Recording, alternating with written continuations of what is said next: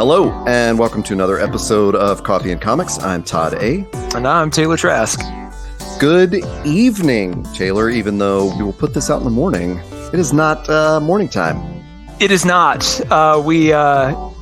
Full disclosure, you were in my hometown this past weekend when we would normally record for a little bit of I'll just call it a refined adult bachelor's weekend. Because I don't want to give the impression that it was a hangover kind of situation. It was only the most expensive prostitutes. Yeah, exactly. See, we're recording this on escorts. That's right.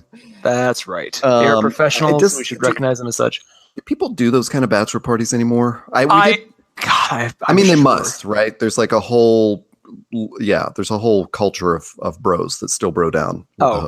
And it seems like Las Vegas has been basically taken over for male bachelor parties. Nashville, where you're originally from and where I've spent a lot of time, is now the female bachelor party or bachelorette party capital of the world. Yes. And yeah, we did discuss the movie Bachelor Party with Tom Hanks, which I recently watched. We did. That's right. So it is not morning time. Are you drinking a coffee? I am. Funny enough, over the weekend, I ran out of all beans, so I had to go down to the store and buy some today. And today, like in weeks past, I am drinking another round of beans from my good friends at Switchback Coffee here in Colorado Springs. And it is the Institute blend from Switchback, which is named after the street, Institute Street, on which Switchback is based. Their roastery and their cafe are right there. And it is their cheapest bag of beans, but it's also their most versatile. There's a lot of good flavor notes. It works equally well in a French press as it does in an AeroPress. That is what I asked them. I said, give me the one that's the most versatile. I just want to make, whatever I can. Good medium body. So far, the tastiest one from them I've acquired. Really, really like this one. What was the coffee we were drinking this weekend at your house? What did we drink? Do you remember? It's the golden. It's like golden era. Well, I'll tell you, we did go to shout out to Sonder Coffee, which was delicious. Yes. And I also had a Dazbog coffee while I was there, and I didn't have a coffee at the Wild Goose, but you did. Yeah, Sonder. It's funny. I have a Sonder Hydro Flask mug that I take into other coffee shops, and it's the only mug where I can go into another rival coffee shop, and they're like, "Oh, Sonder, they're so cool." Like, it seems to be like the one coffee brand that like other coffee shops and baristas are like, "Yeah, I support that." They don't give you like a weird nice look, like if you bring a Starbucks mug. How dare you? Yeah. Well, I did not have any coffee in my house when I got back, and went out and got some Keen beans today. I got the Kenyan blend, but I'm not drinking it now because if I have coffee after like 2 p.m., I'm a wreck at night. So I'm drinking a Reed's Extra Ginger Brew, a ginger beer. So got it. And ginger beer, for those of you who aren't familiar, is a long time-honored tradition stretching all the way back to the original incarnation of the Todd and Taylor Show. And Todd is a connoisseur. Episode number 11, I think. Actually, I'm making that up. I'm not really sure. Somewhere in there. Go back in the back catalog. You'll find it. Yeah, for sure. Anyway, holy shit! It was episode 11. Good memory. I've been digging through the archives recently for various projects that we're working on. So speaking of projects, this was a special project this episode. We are talking about one of our favorite books in recent month, and possibly our favorite superhero book in the past 6 months. Would you say so? I would say yes, and I would add on to that. Currently, my favorite Batman story. Period. And that is. Oh, I was waiting for you to say it. Oh, it's Batman, The White Knight. Batman White Knight. Yeah. Yeah, it came out published by DC, of course. It just concluded. It was 8 issues in the run. I'm sure the trade paperback is coming. I bought it all on Comixology/Amazon, so I am waiting for the hardcover trade to come out because I really want to own the physical piece of it, especially when we start talking about the art. I'm going to gush about this book, but yeah, it's been one you and I have been talking about for several months now, waiting to like jump in, and it finally concluded. So I think it's a good time to jump in. Yeah, I told you a couple weeks ago. I had gone to an Avengers Infinity barbecue get together, and I think I ended up. Oh no, it was at WonderCon. I ended up gushing to a friend about White Knight, and then I realized, oh man, when I saw him like 3 months ago, I had also gushed to him about White Knight. So I have just been talking about this nonstop to anyone. So it's good that it's wrapped up, and we can kind of, put a pin in it. We talked about. I have too. Obviously, we've been reading these single issues. So we had talked about maybe covering it a few episodes ago, and then it was like, no, we got to wait till it's wrapped up. Yeah, it is interesting for me to hear that you are reading it, or we're reading it all on Comixology and stuff. I haven't gotten into that as much on single issues. So, interesting. I had missed. You told me to like sort of the second month of its run had told me I had to pick it up.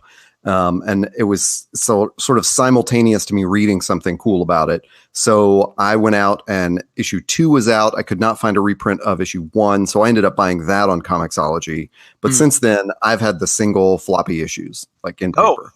So that's so interesting because and we'll get into this more in just a second, but this book, and for those of you listening, it was written and drawn by Sean Murphy. So one of the, we tend to like it's not exclusive, but we tend to like the books that were written and drawn by the same person. It's definitely an interesting perspective, Yeah, and you really get that cohesion. It's like when a movie's written and directed by the same person. You really get a sense of the full vision of what they were trying to achieve. And I know some of the best writers can't draw for squat, or don't want to draw. So it's like the Grant Morrisons of the world. They draw a little bit, but they're not. They hand that off to better people. So it's not like we're exclusively in the bag for illustrators,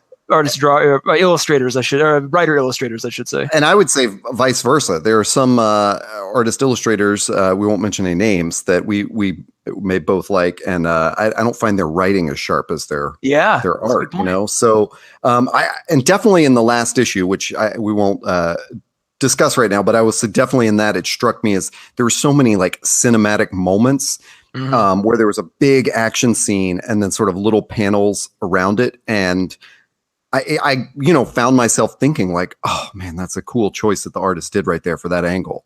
And then I'm like, oh no, that was the writer. Like, yeah. Well, and take this back to the format. Like I liked, because Comixology / Amazon View lets you look at everything panel by panel for the most part. Every once in a while, something will incorporate other panels. But this was such a cinematically drawn book that I felt like I was at no time did I feel like I wasn't watching this like as a TV show. Like I could hear the soundtrack in my head. I could hear the dialogue delivered by voice actor. Like this felt like either the best animated movie or the storyboards for the best movie that we haven't ever gotten for Batman yet. That's really, I didn't even think about that because to prep a little bit for tonight, I was going through issue 1 on Comixology, and it's such a smooth, like you just feel it like flipping from panel to panel is really like going through a storyboard or watching, kind of a stop motion television show or something. But I did find in that last issue, and certainly throughout the series, although I can't pick any moments out of there off the top of my head, where there's a full page sort of action happening and the single panels are placed over that action. And so if your guided view is not showing you that full page layout, you're missing a little bit of this like great design that they've also got going. But I'll start out with the what we wanted to clarify first was just sort of the overall pitch of the story from Sean Murphy was he pitched a role reversal. Joker is going to be the good guy in this story, and Batman is going to be the bad guy. So that's kind of what we wanted to state at the outset, and we will get into the plot as we go forward. And we've already started talking a little bit about that art, but do you have any other feelings on it? Any other thoughts? Oh my God. So first and foremost, I mean, the story is amazing, but the art really sold me. I agree. If you've listened to past episodes, I get pretty finicky with art a lot of times. Like there are books that I recognize as groundbreaking and truly achievements in the industry, but I just don't like them because of the art. I mean, I appreciate them, but I just don't. They're not my cup of tea. This was not that. This from panel 1, I was just on board, and it was a lot of different things. Like I've read a lot of Batman books that, some of them are drawn really well, like Killing Joke is very stylized. Dark Knight Returns, very stylized. This follows in that tradition, but this is the first time I've ever read a Batman story where I believed in and loved every part of Gotham portrayed in it. It's pencil line art. And that's very, very obvious as you go through it. So strangely, I know DC's been doing kind of a run of black and white versions of classic stories, and some of them work really well, and some of them are just money grabs. I would love to see what this looks like in that same format, because I would imagine the pencil drawings are just as gorgeous as the colorization. But the colorist is Matt Hollingsworth. And he does a great job. Like the everything about it, the way it's drawn, the way it's laid out, the attention to detail. And then Matt's Hollingsworth's, I can't say Hollingsworth's, his color palette is kind of that. It's full of grays and browns and muted tones. So it really gives Gotham that sort of dingy, 1940s kind of Gothic feel, but it still has a lot of contemporary elements to it. But it's I think the first time since maybe that the very first Tim Burton Batman movie have I seen Gotham rendered in a way that I thought was completely appropriate. Even things like you're in Commissioner Gordon's office, and it will be just kind of like a throwaway shot or two, and he will draw like the desk with like really cool antique ornaments around it, or just the way it's kind of accented. And like there's a coat rack that has that's a timeline specific coat rack, and just everything that kind of comes together really just makes this world feel vibrant and lived in. And you feel like, oh, this is the Gotham I've always wanted to see portrayed. It's not Chicago, via the Nolan movies. It's not, the crazy cartoony, Joel Schumacher or even Adam West TV show. This is like, it's gritty, it's dirty. It feels a little dangerous, but it also feels really, cool and antique, and just all of it. Yeah. It's a place I would want to visit. Yeah. It had character. It wasn't, even though that palette had a lot of those grays and dark blues and stuff. It wasn't like a super gloomy version of Gotham, which we're used to seeing. And it wasn't all rooftops. Also. Yeah, that's a great point. So there were, the first issue opens with this car chase where Batman is being especially careless in how he's chasing the Joker. Mm-hmm. And you see like all these different parts of Gotham through that chase. And it's, it's really neat. Like he drives on the roof of some houses and rips off their shingles and stuff. And, and it's like not, it's not those big, dark, tall buildings that we're used to seeing.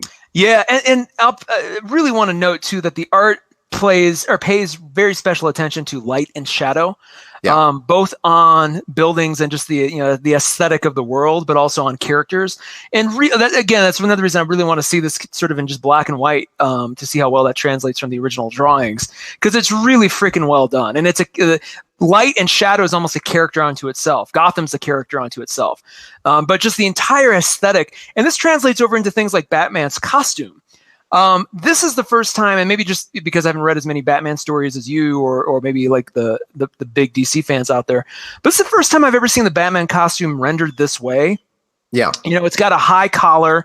It's got sort of like the cowl. It's got the short ears. It's more of like like a rugby helmet more than anything. The cape's got the high cowl. The cape also has like the really kind of cut up back.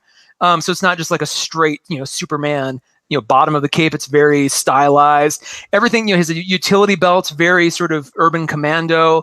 The entire Batman costume is one that I can really believe a vigilante detective, kind of masked person would wear. I mean, it looks like something he would wear for this purpose. Yeah, it's not ridiculous.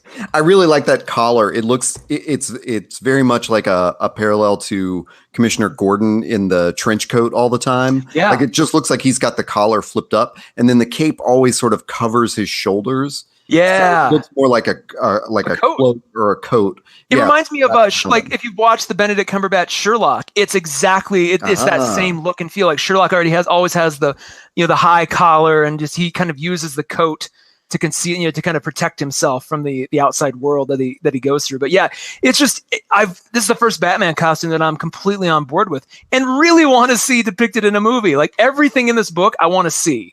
Visually, like in the real world. I think they could easily do it. It's that thing we've talked about before, where it's like you just like here it is. Here's your Batman movie. Stop thinking about some dumb way to tie it into some supernatural enemy. Here it is. This is a classic Batman Joker story that's already laid out, storyboarded for you. And it's not too, like, it's not, you know how some of the Batman stories have like really glossy, like the way Batman looks is almost, it's almost. I think like, anytime you put him in the Justice League, it's sort of a different Batman. True. Yeah. And here it was really cool to see.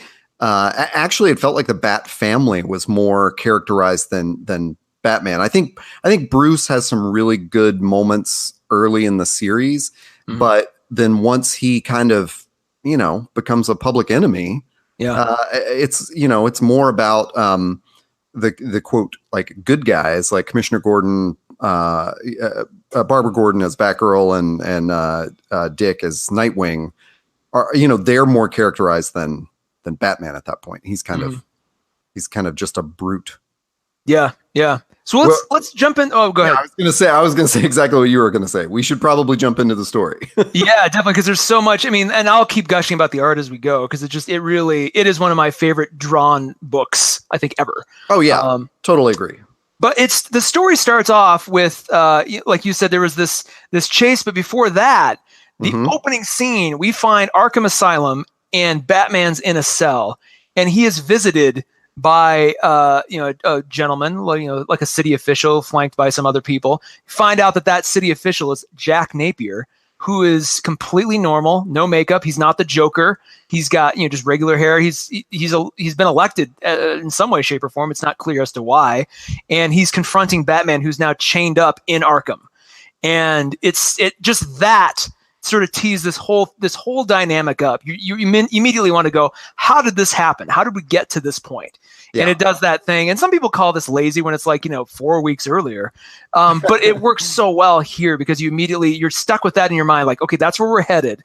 Somehow the Joker turns good and is elected an official of Gotham and Batman's in jail. Like, what the hell happened? And then we cut to that scene that you described where Batman's chasing the Joker through Gotham. And the Joker's, I think he's on a scooter. Oh my God, he's on a hoverboard. Okay, and he's he's going crazy, complete disregard for any property, anything. And they eventually Batman corners him, and is it like a drug manufacturing plant? Yeah. Or it's just some kind of warehousey place. Yeah, I think maybe it is called a drug, not like a pharmaceutical drug warehouse. Yeah. Right? Yeah, and they fight and they scuffle, and it's clear that Batman has finally had enough. And he ends up stuffing a ton of pills down the Joker's throat and just keeps, and like everybody's kind of watching. Like he's, I think is the news there at that point, Commissioner Gordon's there watching. Everybody's kind of seeing it happen. And you think that, oh God, he's going to kill him. He's going to kill the Joker because he's finally had enough. He's stuffing all this down his throat. Lo and behold, the combination of drugs that he stuffs down the Joker's throat actually helps repress the Joker personality and allows Jack Napier to come forward again. And it's not clear how long Jack has been repressed, you get the sense that it's kind of a Dr. Jekyll, Mr. Hyde kind of situation. Yeah. And that, again, that aspect is really cool. I don't think we've seen, I know it's been done before here and there, but we haven't really seen a whole story dedicated to the Joker fighting this duality inside of him. And treating like two different guys. Yeah, physically too. Like he just transforms, like you mentioned in that opening scene where he opens the cell at Arkham. Yeah, it's like a cleaned up official. Yeah. But there's just a way that Murphy draws it where it's like, yeah, you can see the shape of Joker's face. And what I was not aware of till I Wikipedia'd this was that I guess that Jack Napier name originates from the first Tim Burton Batman. Yep. And so there was sidebar. One of the really great things about this is, it feels like it's kind of a side story of Batman. Like, I don't know if they're going to intersect this into the canon. We will talk about a couple of events that I don't know that those are now in the current canon or not. But it was very respectful to a bunch of Batman history. Totally. It's like so that Jack Napier reference and like all the Batmobiles, there's a whole bunch of Batmobiles that are all like, the whatever you want to call it, like the garage full of Batmobiles that are from every TV show and movie and former comic. Yeah. And let me say this too, because I want to get this out of the way now. As I was reading through this, it occurred to me the best Batman stories, at least my favorite ones, but I'm going to argue the best Batman stories are always third act stories. You know, like when you pick up an ongoing series of a comic, it's almost always second act, right? Especially ones that are, you know, like the big two. So you have that original story, but then everything else after that is second act for 40, 50 years, second act. And it's rare that we get a third act, because when there's a third act, then that means the story's over. So, you know, Dark Knight Returns, third act story. Killing Joke, third act story. This one, third act story. Spoilers, at the very end, Batman basically, it's not definitively clear that he's done being Batman, but he makes a pretty major move that you could consider the conclusion of him as a character. Yeah. And just the way everything kind of wraps up and tidies up, you think, oh my God, this could easily be the last Batman story. Yeah. And so which is a reveal. I mean, that I don't think is too much of a spoiler to give on it, you know, right. No. I mean, and it's not anything we haven't seen before, but just the whole arc kind of exists as a third act. You know, like it's clear that these guys have been fighting for years and years and years, but it's alluded to that Batman's, you know, close to retirement anyway. He's kind of at his, you know, his wit's end, and a lot of that, you know, just sort of fuels his irrationality throughout the story. You know, he makes a lot of dumb decisions, or at least they seem dumb at first, and then you find out later on some of them might have been calculated. But he just has, like, he's really pissing off everybody around him, and you kind of feel like, oh, this might be the last adventure he goes on. Like, this might be his Moby Dick, you know. One of my favorite things is in that opening scene of the chase. Nightwing has to show up on his motorcycle and like rescue the civilian that's, you know, thrown out of the way, like, of the Batmobile, and he makes a snide comment to Batman about, like, you know, you're not caring for people if you got the pedal on the floor the whole time. You're being too careless. And he says to Batgirl, like, you got to rein him in. And then the Batgirl has this great line where she goes, "Dude, he doesn't listen," which I liked, just as it, like, oh yeah, okay, we're talking like that. Yeah, and it's so, Batgirl. Like, you know, you could read this if you haven't ever read a Batman story before. You could read this and enjoy it, but it definitely rewards people who are familiar with canon. Especially as you get closer and closer to the end, there's a lot of really cool moments that, even for someone like me who's a, you know, casual fan, I'm not like the hardcore Batman fan, but I love, you know, when done correctly, I really love that character in that world. But there's a lot of moments that are just like, oh, they did it, they pulled it off. And we should probably get a little bit more into the plot, which is just in general terms, which is so Jack comes out of this, you know, transformation of the Joker, but then he's basically more or less like addicted to the pills. They don't, he's not cured once and for all. He has to continue taking these pills. So he's kind of like on the edge. And then, you know, what I also found from reading some of the, like, origins of the story were that, you know, Sean Murphy's, theme about the role reversal was, well, we can't just make Joker like a superhero, and no one's going to accept him as a cop. So how will he become a crime fighter and Gotham's White Knight?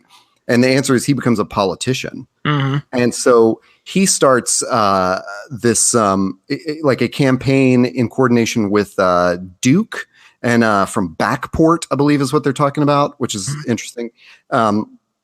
And they yeah, you know, through that way, they're rehabilitating Joker as Jack Napier. So you want to take it from there on this next note we got?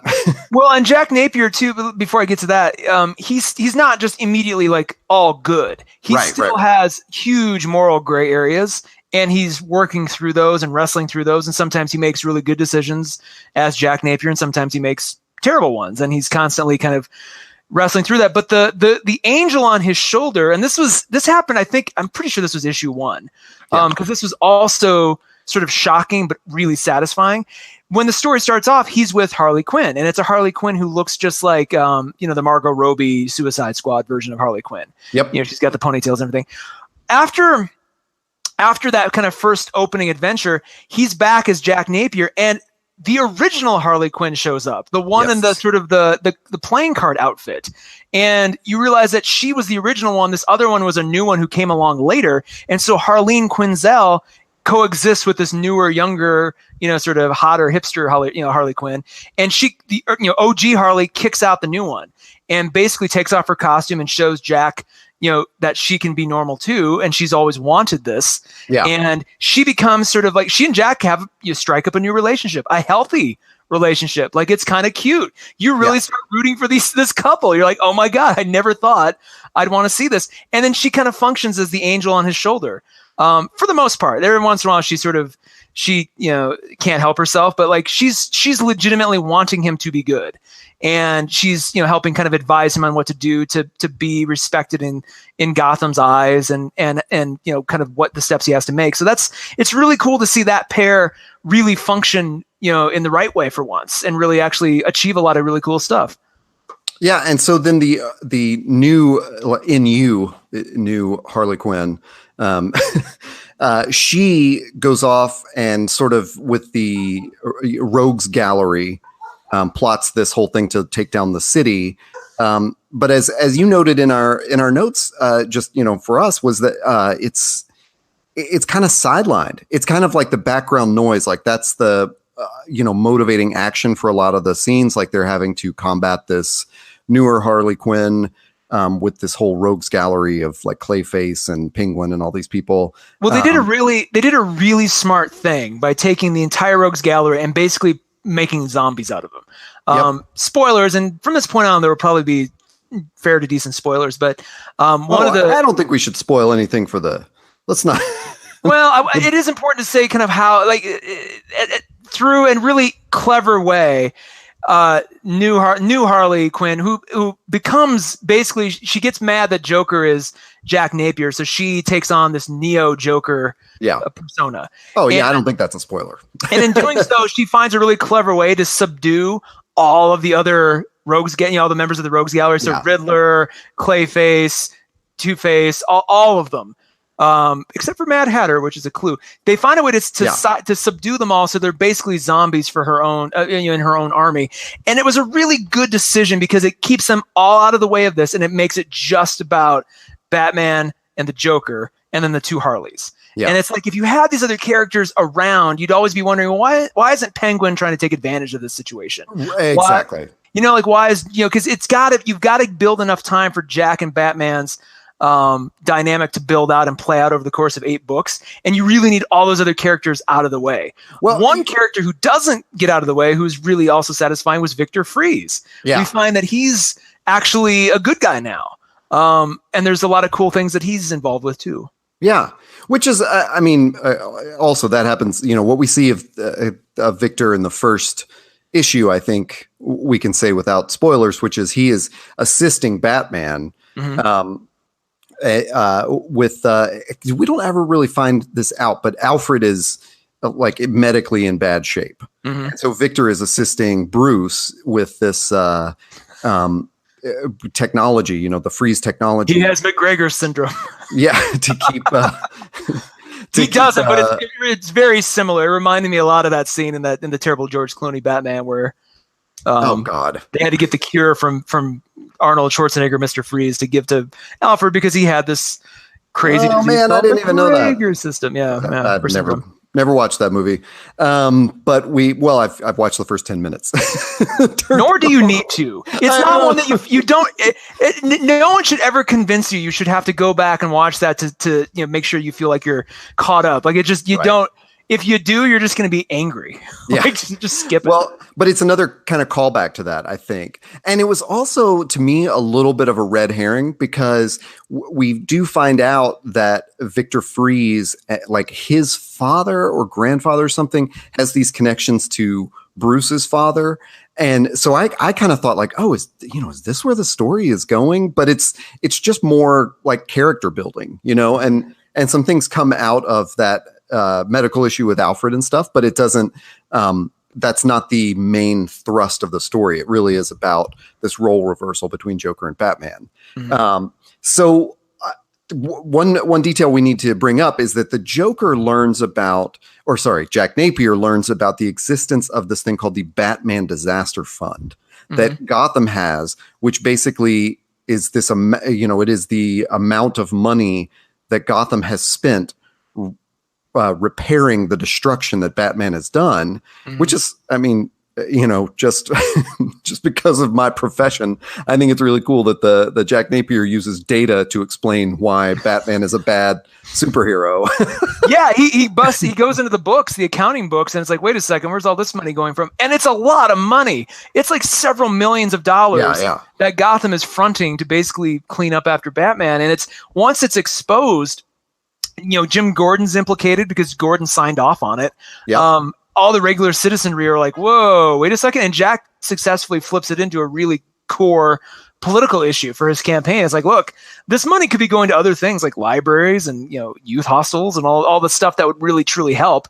They tie it back to is it Backwater or Backport? Backport. They tie it back to Backport. Yeah. Pretty successfully. And just you feel like if Batman weren't involved, this would still be a really compelling story about city crime and public officials and money, and this could just be a really cool little indie comic on Image somewhere.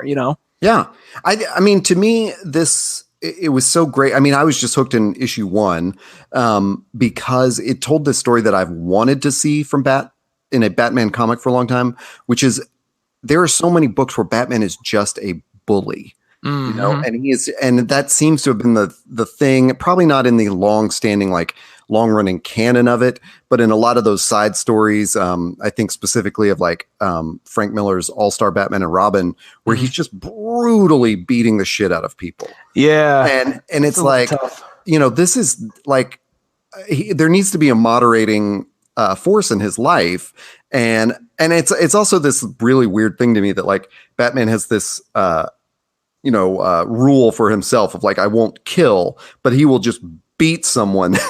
Yeah. 90% of the way to death. And it was really cool to see Batgirl and Nightwing as those moderating elements, and Gordon trying to navigate this sort of, I mean, I really got that feel of like Gordon's in a tricky political situation here because he did know of the existence of the Batman Disaster Fund. He's just sort of known as, Batman's contact on the police force. But he has to respect the legitimacy of Jack Napier once he's elected to that office or whatever. And, that was a cool, tension to watch work out. But it wasn't, but they didn't just rush into it. Like everything in this book took exactly as long as it needed to. Gordon wrestled with the decision to, whether or not to trust Batman on this whole thing, like numerous times. Like he kept giving him the benefit of the doubt, even past issue 3 or 4. And then finally, I forget what it was that finally put him over the edge, but he finally realized what Jack was saying. It's like, yeah. And then I think Gordon was actually the last person to turn on Batman to the point where like everybody was against him. About halfway through this book, which is like kind of gets us back to that very beginning panel, which is how does Batman get into Arkham? He basically intentionally blows the trust of every one of his friends. Yeah. And like nobody trusts him anymore. And Jack is just kind of, and everybody's, Batman's constantly saying like, look, he's still the Joker. He's not good. This is just a big trick. And he's he believes that so deeply, he's willing to do anything to prove that. Jack, he's not only convincing Batman's allies, Barbara and Dick and everybody else on the force, even Bullock, but he's also convincing us, the reader. Like Jack Napier has to convince us that he's, as we're reading along, that he's changed too, and that there's some hope for him. And dang it all, by that halfway point, he'd done some shitty things, but I'm kind of like, dang, I'm sort of rooting for him now. Yeah. Like you want him to succeed. They give you these really cool moments in between the action where it's Jack and Harleen, and it's just them, them in the bedroom. Maybe they just, got it on or something, or they just went on a date together, or it's, them just talking. And it's like these really sweet little intimate moments where you get to see these two people who've had just, this nightmare past trying to do good, trying to be better, and legitimately showing us, the readers, that this isn't just an act. Jack really does want to be more.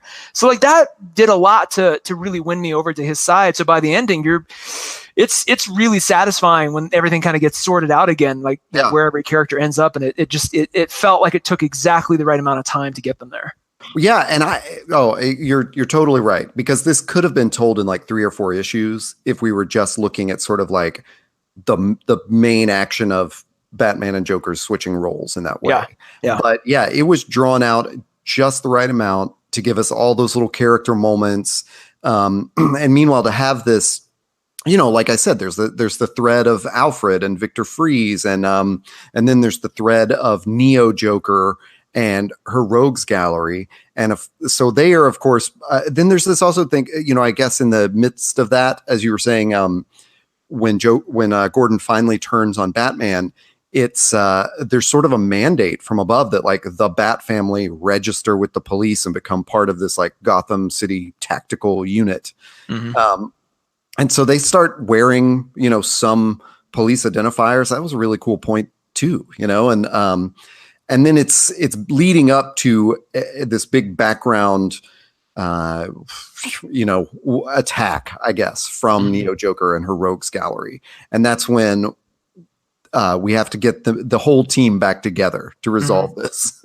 Well, let me point out too, real quick, Neo Joker's motivations are really cool too. She's not, she doesn't want power. She wants Joker back. Right. She's trying to do everything she can to either provoke him out, to basically provoke him out. And remember, it's like a Dr. Jekyll, Mr. Hyde situation. Napier's trying to keep the Joker stuffed down. And he's, he mentions a few times, he's truly scared of the Joker coming back. He doesn't think, kind of like, reminding me of Bruce Banner in Thor Ragnarok when he's talking to Thor and he's like, look, if I turn into the Hulk again, I may never come back. Yeah. And it sort of had that same kind of feel where he's like, I have a chance to do good if I let the Joker back. I may not ever, you may never see me again.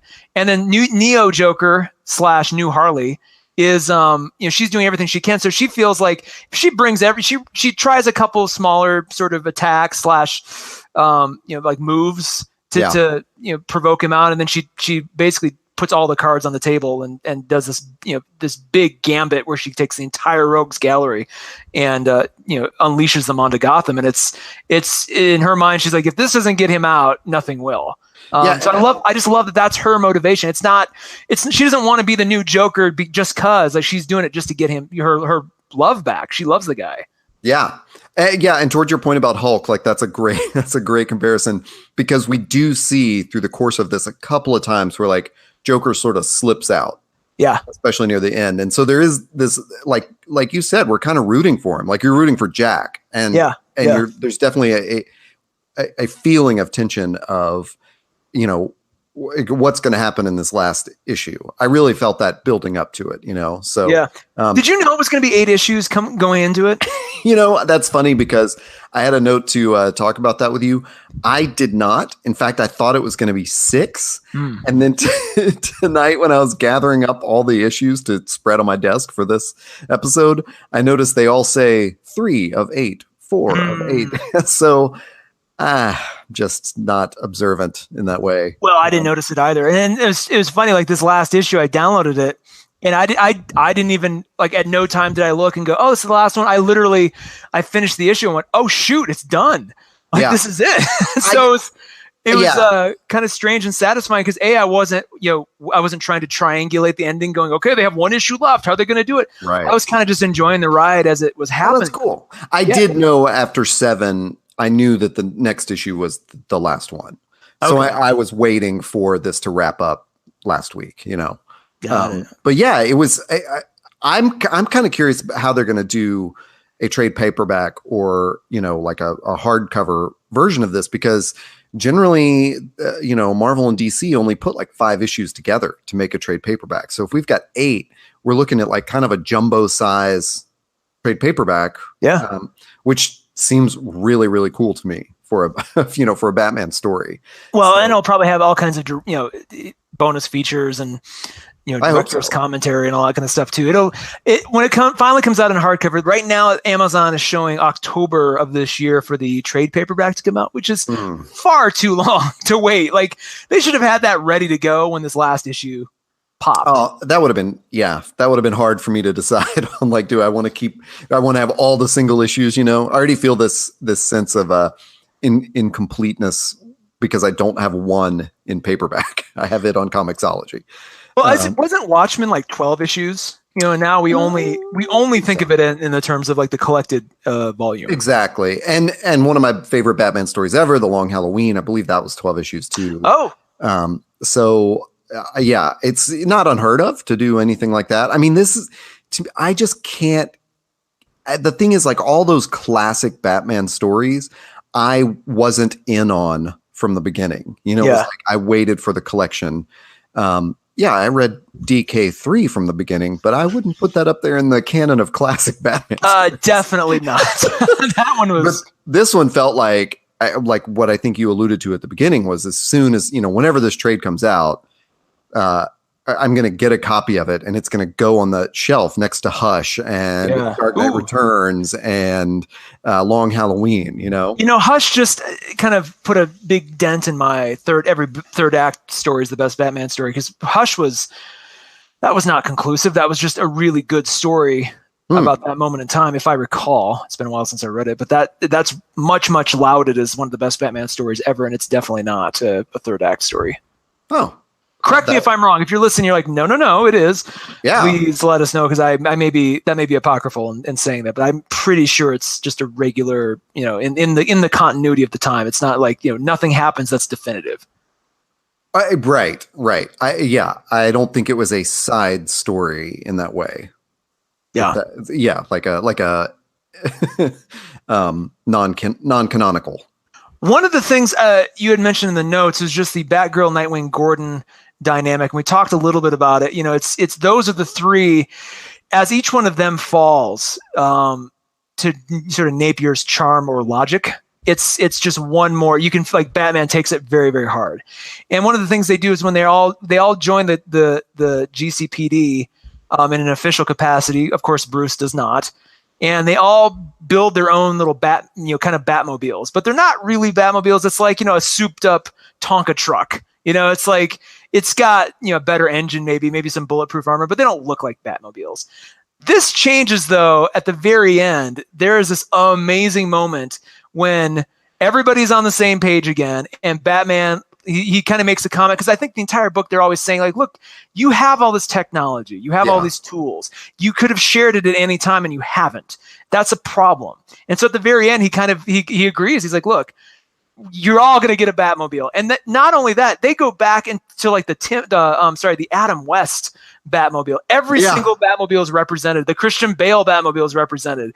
Every one of them is there. So that was just really cool to see all that pulled in canon in this story. Yeah, I totally agree. While you were saying that, I was flipping back through one of the issues to try to find that scene, but I was not in the issue I picked up.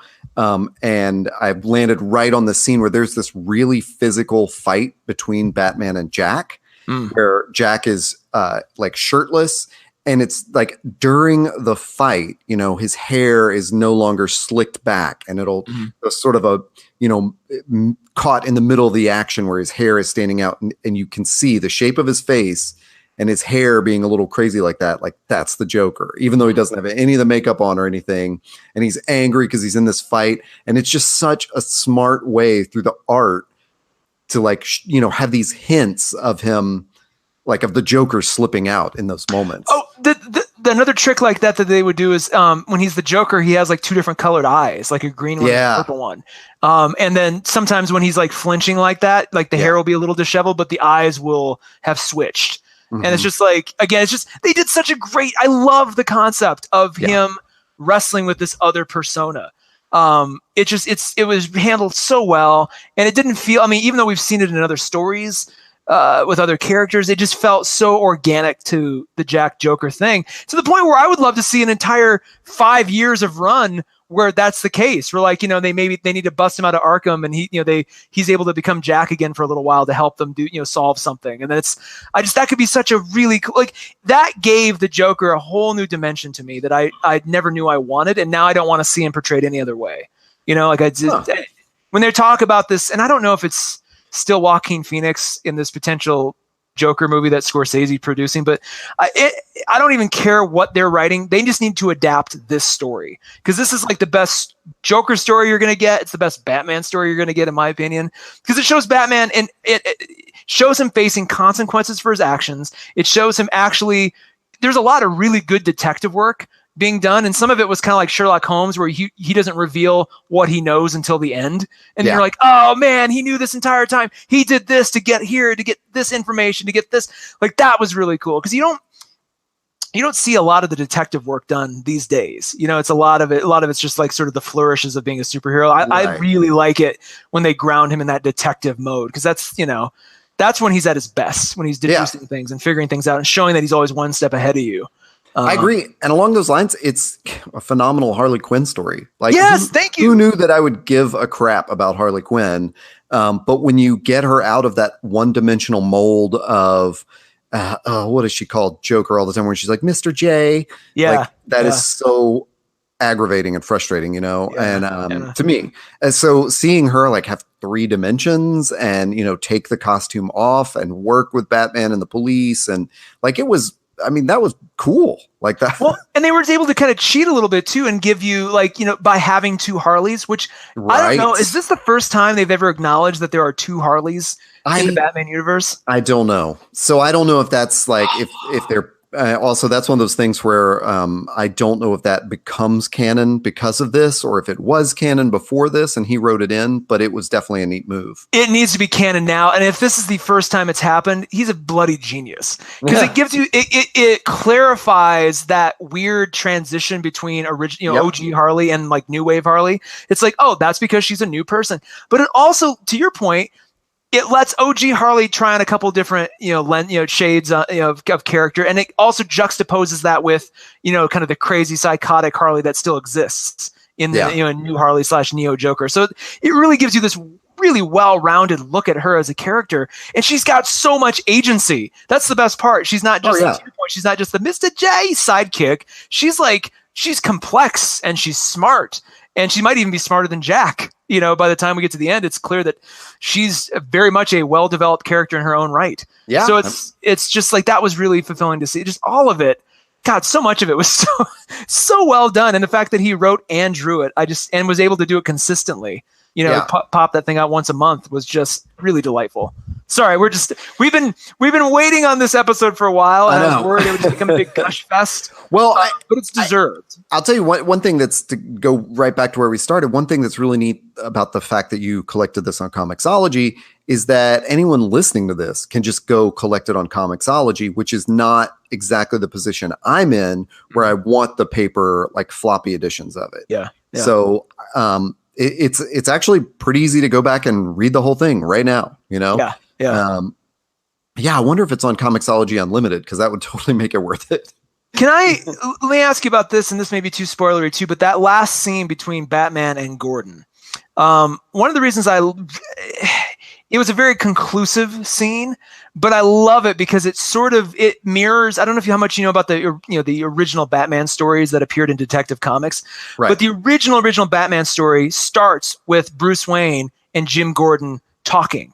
And this is before that Batman is Bruce Wayne. Like, it starts with those 2 guys. It cuts you in on Batman. At the very end of the story, it shows you that this young, effete millionaire is actually the Batman. It's kind of like the big reveal at the end of the first book. So I love that this story pretty much ends. No, it does end. The very last scene is Bruce and Gordon talking. Well, Batman and Gordon talking. And Batman revealing some pretty big information, and just that book ending of it again makes it's a 3rd act story. But the fact that he's tying it back to Detective Comics #1, or whatever whatever that issue was, it's such a beautiful. It serves the story, but it also serves the history of the character. It serves the fans who know these little things. Just really, really well done. Yeah, I'm glad you brought that up, because that's a cool perspective to look at that scene, because it actually there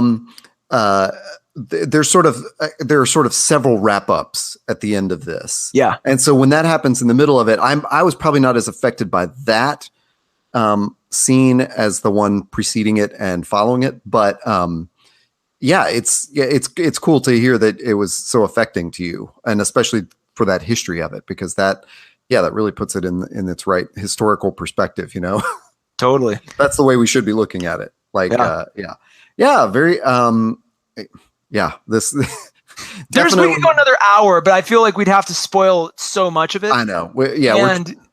We spoiled some, but nothing. I mean, just bigger, broader themes. And this is definitely like, read this, because there are layers and nuances that will just be delicious to devour. There's so much. For sure. Yeah. And when you said layers, I was thinking, one of the really interesting things about this. You also brought it up when you said it's like a detective story. Is it actually has man? You might be right. This might be the best Batman book. See, it's hard to deny. It's hard to deny. It does have every element of Batman stories. It has the huge villain fight at the end. Mm-hmm. With the full rogues gallery done also for the first time in a way that I felt like, hey, that's cool that they're all together because of the thing that we won't spoil. That where they're sort of zombies, and it also has a detective element which runs through it, but then it gets revealed at the end. It has that Bat family element, from Alfred to Barbara to Dick to Gordon. Like it's all sort of, oh man, it really does have everything.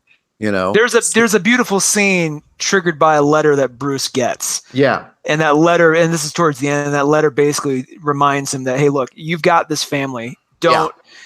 Kind of like in the Doctor Who does this a few times too, where the Doctor is constantly reminded, like, hey, when you're by yourself, you go a little crazy. You need these people around you. They help balance you out. They give you something to care about and strive for. Like, don't forget that. Yeah. And just the way that was delivered was just really beautiful too. It just so many, those wrap ups were just so well done. And just like, you kind of felt like, shoot, this could be the very last Batman story ever. And it would work because it all tidies up so nicely. You could see Dick and Barbara go on to, for more adventures if you wanted to. You could see, other stories with the Batman and Joker that could occur down the road. It's you can't read this and the Killing Joke in the same breath. They are two different dimensions. Yeah. Two different realities. So that's never. And same thing goes with Dark Knight Returns. But God, all three of those books are third acts, and it just and all of them are good for various reasons. But this one, something about this one. Every element of it just really freaking worked for me. Yeah, totally agree. That is Batman White Knight by Sean Murphy. I don't know that we can say anything else about it. Go get it wherever. Wait till October or read it on Comixology. Get it now. Right now. Get it again in October. Don't wait till October to read it. Get it. Pick it up again and collect it because you're going to want. This will be one that collectors will want to have as part of their definitive library for years and years and years. Yeah, and we'll probably end up talking about it in like 10 more podcasts. So at some point we will not be able not to spoil it. I know, but think about that real. Like you mentioned this earlier. Like you weren't around when Dark Knight Returns came out, or you weren't buying the issues every month or every week. It's kind of cool to finally be around from the beginning to the end of a series like this that will be most likely very well renowned for years to come. It's like, wow, I was there. I don't have to come along later and be like, oh, what was it like to have been there, like waiting for each month's chapter to come out? Like we know, like we got to experience it. I think, I was going to ask you, but I'll actually turn this into a statement. One of the really interesting things about this is I didn't feel any fear while reading it that he wasn't going to do the story right. Mm-hmm. Like I felt like however this wraps up, like I already trust this, this creative team.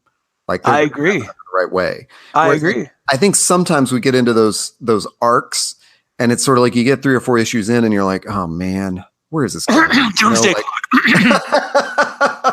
Exactly. Before Watchmen.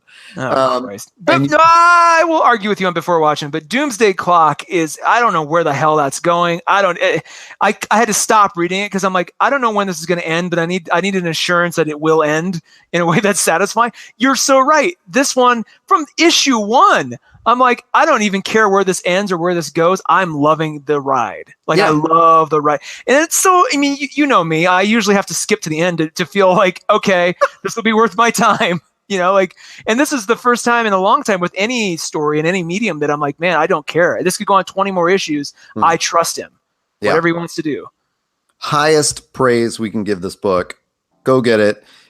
Taylor, while people are driving to that comic book shop on their phones called Comixology, where can they find this podcast? You can listen to us on Apple Podcasts, Stitcher, Pocket Cast, Google Play, and wherever podcasts are found. You can also find us online. We have a big old website for all our shows called findusthere.org. It's also find us there on Twitter and SoundCloud as well. We occasionally put up new episodes on SoundCloud too, but definitely look for us wherever our podcasts are. Search for Coffee and Comics with Todd and Taylor, and you will find us on all those services.